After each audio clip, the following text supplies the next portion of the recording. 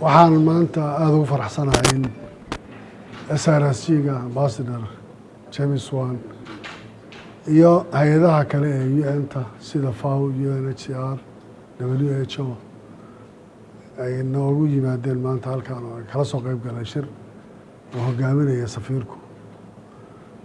Marka laga soo wato waxaan ka wada hadlaynay arrimaha horumarinta iyo shaqooyinka ay ka qabteen deegaankan Jubbaland oo ay ugu horeyso shaqooyinka ay qabatay WFP oo dekedda ay ku jirto, WHO iyo UNHCR iyo FAO oo arrimaha kalluumaysiga ah inaan kulligood ay ka wada hadleen iyaga iyo hay'adaha kale ee dowladdu waxa muhiimka ahaa ee hay'adahaas dowladdu ay ka wada hadlayeen iyo waxa hay'adaha UN-tu ka qabteen Jubbaland guud ahaan gaar ahaan sektarada ay hay'adahaasi ka kooban yihiin.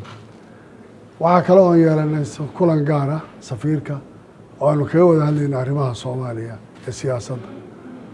waxaan isla qaadanay Soomaaliya inay u baahan tahay xal siyaasi inay gaadho. waxaan isla qaadanay Soomaaliya in wada hadal lagu dhameeyo waxyaalaha taagtaagan.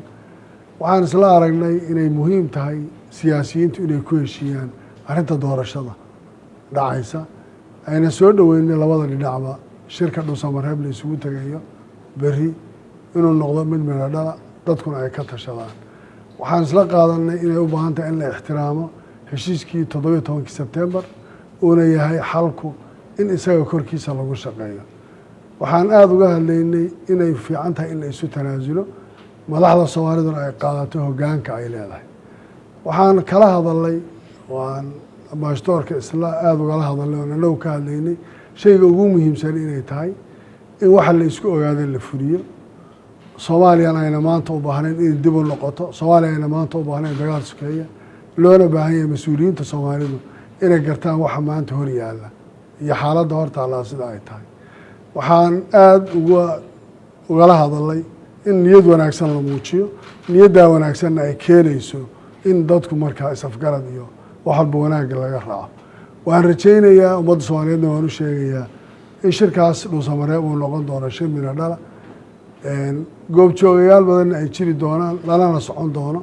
waxaan ka shaqaynaynaa ay tahay waddanka inay doorasho dhacdo xilligeeda ay ku dhacdo, sababtoo ah Soomaalidu way aragtay dowlad jiitanta iyo extension iyo waqti lagu daray dhibaatada uu leeyahay. taa markaa waxaan rajaynayaa inaanu la tagno shirkan niyad wanaag isagana uu noqdo waxaan ku dul shaqaynay heshiiskii Sebtembar 17keedii. aanan rajaynaya in shirkaas natiijo fiican ay ka soo bixi doonto. international community iyo safiirka Swanna ay korjoogtana ka noqon doonaan lana socon doonaan broseskaas iyo wada hadalkaasi sida uu jiro. waxaan rabaa inaan ku darsado shirka la isugu tagayahay waxaan isku haynaa heshiis ahaan waan gaadhnay Sebtembar 17keedii, laakiin waxaa hadda hadalku uu ka jiray technically fulintii heshiiskaas oo aan markii horena ku talinay madaxda dowladdu iyo musharaxiintu inay broseska ka dhex baxaan oo technically loo daayo guddiyada shaqada ay leeyihiinoo qof kastoo musharaxa uu banaanka ka joogo broseska uuna faragelina ku samaynin.